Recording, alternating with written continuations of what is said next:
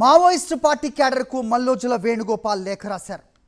సాయుధ పోరాట విరమణపై క్యాడర్కు మావోయిస్ట్ నేత మల్లోజుల లేఖ రాశారు. పార్టీ అధికార ప్రతినిధి జగన్కు వేణు లేఖ ద్వారా కౌంటర్ ఇచ్చారు. అంతర్గతంగా చర్చించిన తర్వాతే ఆయుధాలు వీడాలని లేఖలో పేర్కొన్నారు. పార్టీ ప్రధాన కార్యదర్శి బ్రతికి ఉన్నప్పుడే తీసుకున్న నిర్ణయమన్నారు మల్లోజుల. పార్టీ చేసిన తప్పుల వల్ల తీవ్ర నష్టం చూశామన్నారు. ఉద్యమం ఓటమి పాలు కాకుండా కాపాడుకోలేకపోయామని లేఖలో పేర్కొన్నారు మల్లోజుల. వర్తమాన ఫ్యాసిస్ట్ పరిస్థితుల్లో లక్ష్యాన్ని అందుకోలేమని అభిప్రాయపడ్డారు. పార్టీ కాపాడుకోవాలని, అనవసర త్యాగాలకు ఫుల్ స్టాప్ పెట్టాలని మల్లోజుల సూచించారు.